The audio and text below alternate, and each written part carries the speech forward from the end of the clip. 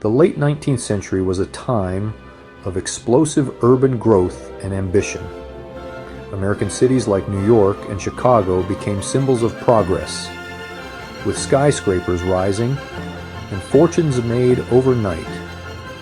The streets buzzed with carriages, steam engines, and a constant influx of new arrivals. These cities promised opportunity, but also hid deep inequalities. Mansions stood blocks from crowded, dangerous tenements. Mark Twain dubbed it the Gilded Age, dazzling on the surface, troubled underneath. Rapid expansion meant little planning or safety, and every innovation brought new risks. Electricity was the era's most exciting and mysterious force. Electric lights replaced gas lamps, casting a steady, magical glow, but the technology was poorly understood and feared. Wires crisscrossed the city, promising progress, but also sparking anxiety. The Gilded Age city was a paradox, a beacon of innovation shadowed by danger, and the greatest threat looming over every city dweller was fire, a force that could erase entire neighborhoods in hours. Progress and peril walked hand in hand in the Gilded Age metropolis. 19th century cities were built to burn. Wood was everywhere, framing homes, paving sidewalks, even covering streets, creating a continuous path for flames. Urban planning was an afterthought. Narrow, crowded streets made firefighting nearly impossible. Buildings pressed together with no fire breaks let flames leap from block to block. Fire departments were mostly volunteer, under-equipped, and uncoordinated. Water supplies were unreliable. Hydrants often ran dry or lacked pressure. New sources of ignition appeared daily. Coal and wood stoves, open flame lamps, kerosene lanterns, and later electricity. Factories brimmed with flammable materials and dangerous boilers. The result? A perfect storm. Flammable materials, dense construction, weak defenses, and countless sparks. Fires weren't just possible, they were inevitable. The question was never if a city would burn, but when. Every city was a tinderbox, waiting for a single spark. Disaster was always just around the corner. The 19th century was marked by legendary urban fires that reshaped cities and lives. The Great San Francisco Fire of 1851, likely arson, destroyed 3/4 of the city. Chicago's 1871 fire, fueled by drought and wood, killed hundreds and left 100,000 homeless.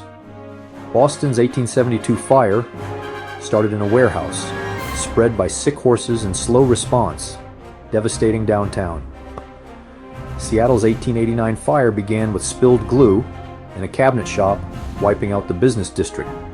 Cripple Creek, Colorado, burned twice in 4 days in 1896.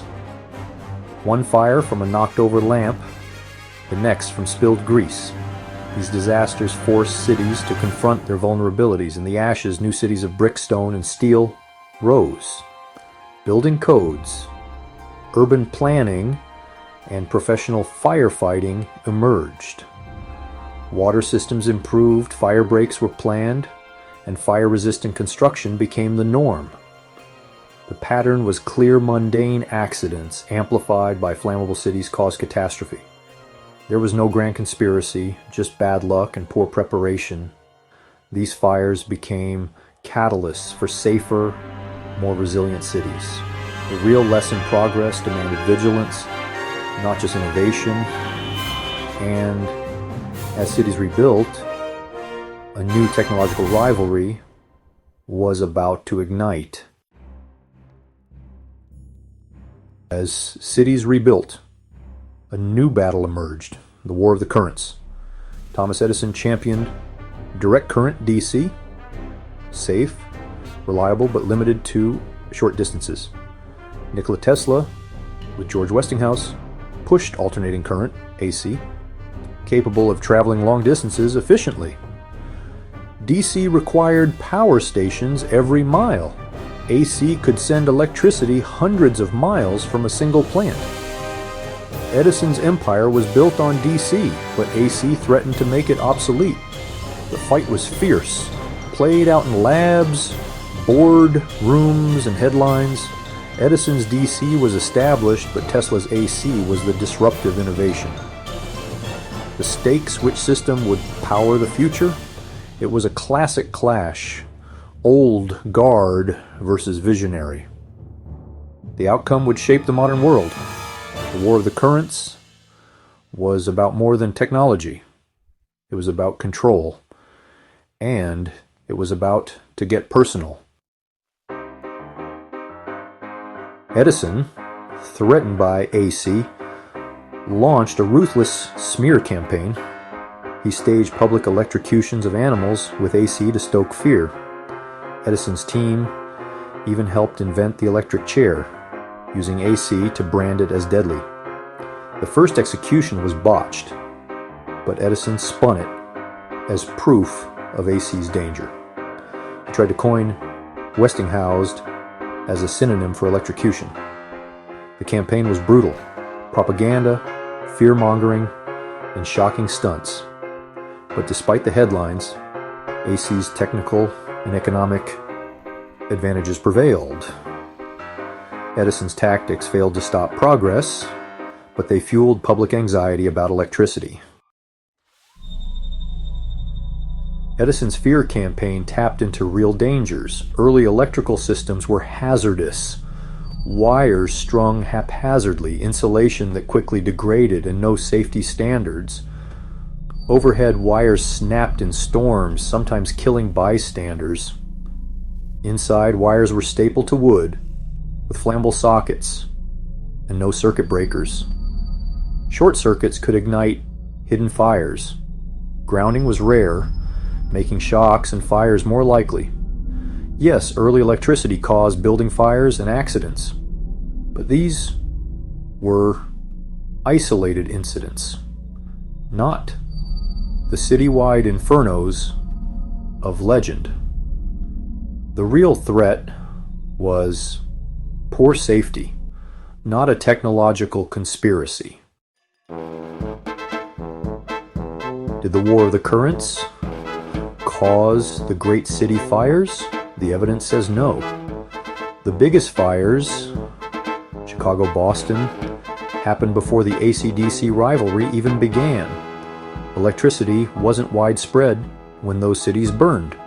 Later fires, like Seattle's, were traced to mundane accidents, not electrical faults. The historical record is clear: overturned lamps, kitchen grease, and arson, not electricity, sparked the disasters. The real culprits were flammable cities and inadequate firefighting. The electrical fire narrative was propaganda, not fact. The idea of a hidden history is compelling, but the evidence doesn't support it. Newspaper archives, fire records, and insurance reports consistently blame non-electrical causes. A cover-up of this scale would have left traces. None exist. The War of the Currents and the Great Fires were separate dramas. The myth: AC/DC sabotage caused the fires. The fact: mundane accidents, amplified by flammable cities, did. The real story is how fear, fueled by propaganda and real accidents, drove change. The fires forced cities to rebuild. The panic over electricity forced safety reforms. Progress came not from conspiracy, but from confronting real dangers. The legacy of this era is not conspiracy, but safety. Public fear and real accidents created pressure for change. Citizens, insurers, and fire marshals demanded rules to tame electricity. Early safety codes appeared, but were inconsistent and confusing. The breakthrough came in 1897 with the first National Electrical Code. a unified standard for safe installation. It set rules for insulation, fuses, grounding, and more. The NEC transformed electricity from a wild force into a safe utility. It's why we have safe outlets, circuit breakers, and no bare wires on our walls. The Great Fires rebuilt cities in brick and steel. The panic over electricity built the framework of safety we rely on today. Out of fear and disaster, we forged the modern electrified world. Thank you to Thunderbird Perch for making this video possible. Thank you for watching. If you enjoyed this video, please subscribe, like, and share it with your friends and family.